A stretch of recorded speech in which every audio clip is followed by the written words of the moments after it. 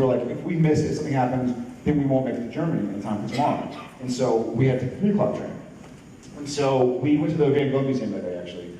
And then we get all our luggage, we lug it up, and we're like, this is a high-speed train. This is bound to be one that like, stays at the station for 15, 20 minutes. You board your bags, blah, blah, blah. And so we get 3 tickets, one way, me, Jen, and Richard, and Amsterdam to Frankfurt. So we get there, and the train is going to leave at 3 o'clock. It doesn't pull until 2:55, which I guess is how it goes. They figure, you know, get your bags on and got to get going. Schedule to make. And so I'm like, baby, Jen. I call Richard Sweetie. So I'm like, baby, go first onto the train and save us 3 seats together. Like it's a 4-hour train. We'll probably want to get some sleep. So just go. If you take care of those seats, Richard and I got the bags. She's like, okay, sure. And so she hops on to get seats, and Richard and I start the process of like I'm standing on the platform. And the train is this number, and so Richard goes right there in the train, 2 steps up, and I'm grabbing the bags and putting them up, and he's just getting them inside. We figure once they're all inside, we'll set them up. And so I load them all on the train, give it a look, say, Richard, we're fine, let's put the bags up in the little compartments. And so we sit down, I'm sweating, because that's what I do. It's May, and it's hot, and I'm loading 50-pound bags and guitars, and yada yada. And so I sit down, I'm like, all right, and Jen has great seats for us. She's like, thanks, babe. Sure, baby. Once again, still Jen. And then she goes, by the way, where's the gray bag? And I go, the gray bag, oh shit. Run to the door, literally as, now this is the door. Like, I run to the door as the door is shutting. And I'm like, oh, I made it. So the door shut, so I push the open button. And I push the open button. And I push the open button. And the door's not opening. Literally, if this is the door, this is the bag. I literally could have just gone, yoink, thank you, and taken the bag, but the train has shut the doors. So I'm like, so I push the close button. I don't know. Maybe the open button's not functioning, and nothing happens. And then there's this like lever underneath it. I'm like, yeah, okay. And it's okay. By the way, the worst thing is it's Jen's bag. So it's not even like it's my bag with smelly t-shirts, and it's Jen's, and she bought like some nice dresses for dinner and stuff like that. Whatever women do, shoes, and I still haven't figured it out. And so it's all her nice stuff in the bag. And so I'm like, I guess I gotta pull the lever. And I pull the lever, nothing happens. At this point you hear, because the air brakes are, yeah, not that kind of That was much earlier when I realized the bag was gone. And I was more like, so a lady walks up to the bag. Another important part I forgot is that Bin Laden's just been killed. And so terror alert is like Skyrim. Yeah. Like if you drink a Coca-Cola and you put it on the ground, and someone taps you, it's like super high, people with guns, because they're talking about there's gonna be a lone wolf type that's gonna exact vengeance, and the Amsterdam hub's a huge hub. And so I'm like, there's a bag on the platform, it's unmarked, it's locked, and yeah, and a lady walks up to it, yeah, oh God, you're on track. A lady walks up to it, and Richard and I are like banging on the door, and the lady kind of hears us and looks, and we're like, my bag, that's mine, me, bag, me, us. It's just 2 silly Canadians. So she looks at me and literally goes and sees me and goes like this. And I was like, I don't know what that means. Like, does that mean like you're an SOL, or does that mean like I can't do it? Does that mean like you're stupid? But I don't think it's good. And so then the train takes off high speed. Yeah. And so Richard and I are kind of like, I gotta, and the train's running this way. That Frankfurt's that way. Bag is here, going that way, essentially, because we're going this way. And so I run, I'm like, you know what, we're like 2 cars from the edge. I'm gonna run to the conductor and just tell him I'm a Canadian, and because I'm not. I'll just tell him, the bag, I don't know, like, I don't know who to call. It's not like, hey, Johnny, I left my, yeah, I don't know who to call. Like, hi, train station, hi bags.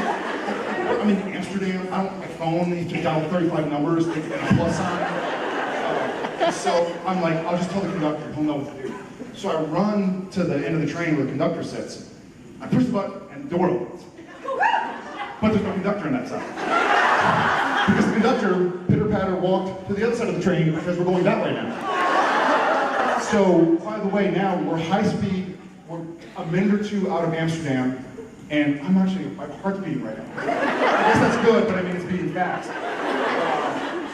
And I walk, and I go back, and Jen's kind of like, so? Not good. And so I walk back through the thing, and Richard's kind of like, I don't know what to do, man. He's like, I ran 3 carts that way, I couldn't find anybody to work. He's like, what do we do? I was like, I don't know, and I just can't get my nerves down, and I'm like, I don't know what to do. Like, I can't just go back to be exploded. Like a robot, wheels. And I go back to the door, and I notice something that I didn't notice before about the buttons. There's a little plate of glass with an emergency do not push. And one of those like movie-style red buttons behind the plate of glass. And so...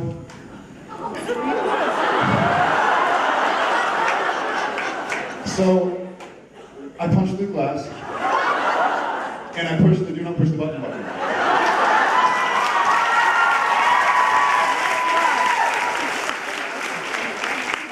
And I'm kind of standing like this, but when I push the do not push this button,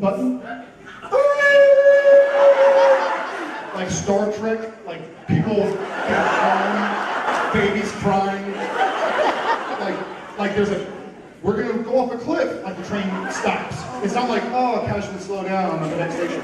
The train, like super high pitched noise, like that thing earlier with that shoulder girl. And so everybody is looking at the giant, scary, sweaty man. Me, who just stopped the train.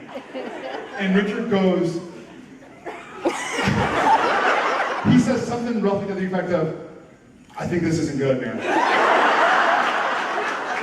I say, I think so too, sweetie. And he goes, I got your back, but I'm gonna have a seat. I was like, all right.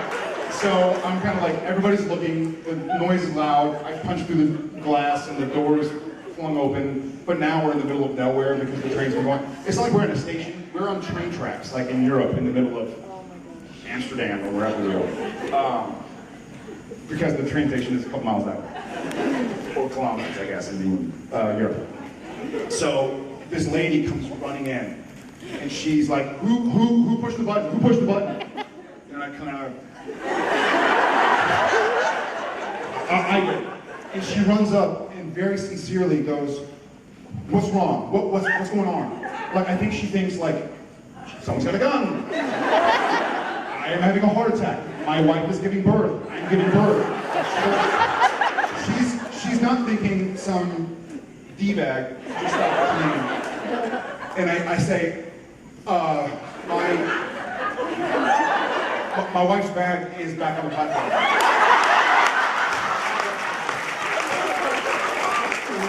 And she goes like, and she's like, I'm pretty certain English wasn't her first language, though she spoke great English, but I can see her kind of go like, I mistranslated that. And she kind of rewinds it in her head, and says it again, and it still translates into my wife's bag's on the platform. And she goes, you pushed the emergency button because your wife's bag is on the platform? That's how I screamed. And I say, yes. She goes, you can't push the button, the do not push button, because your wife left her bag on the platform. And I go, ma'am, look, I'm very sorry, I didn't realize it would stop the train. And she goes, you didn't stop the train. You stopped all of the trains.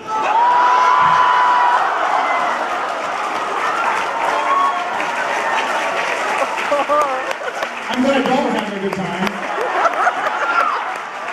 Because when one train stops, the rest have to stop so they don't smush into each other. And I was like, I didn't know that either. And and she kind of like, she goes, you didn't stop the train, you stopped all the trains.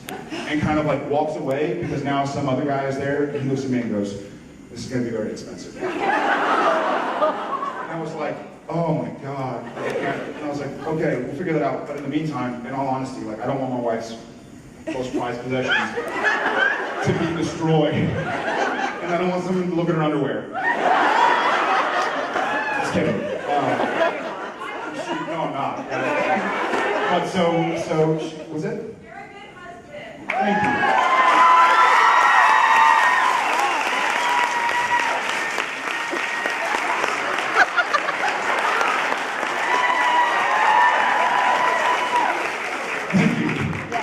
And I was like, okay, in the meantime, my wife's bag honestly is on the platform. What can we do about it? So luckily she was a trained person.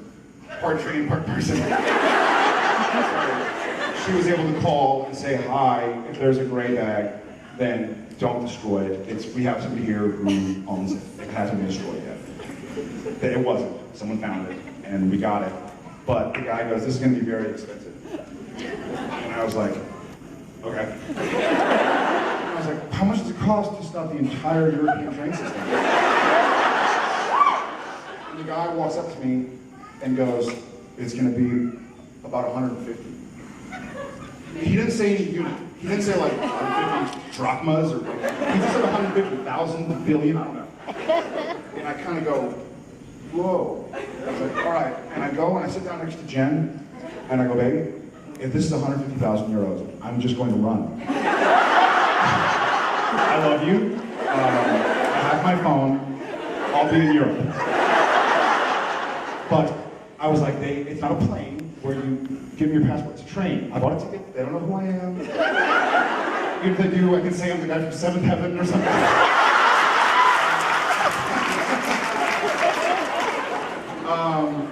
And I kept on trying to say a lot so that I seemed Canadian. I love Canadians, obviously. And so I was like, if it's 150,000 euros, I'm just going to run. The door's open, I'm just going to hook it. She was like, yeah, you are.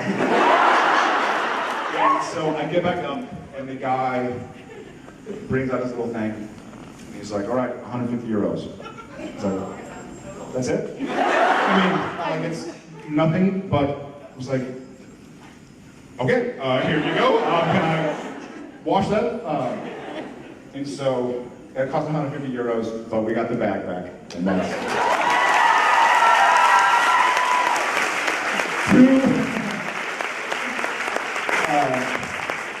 two great additions to the story. One was Jensen said that after going to see the conductor and there's no one there and going back and smushing the button and the lady saying, what's wrong? He's like, your response should have been, there's no one driving the train!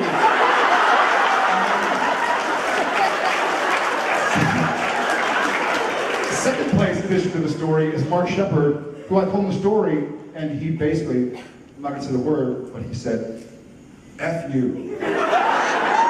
And I was thinking he was probably on a train somewhere, he missed a flight or things from his some jerk off, like something. And I was like, did you miss something? He goes, no, but I've lived in London my whole life, and I've always wanted to stop a train. He goes, you're there for a week, and you do it? And it costs 150 euros? Yeah, anyway, that is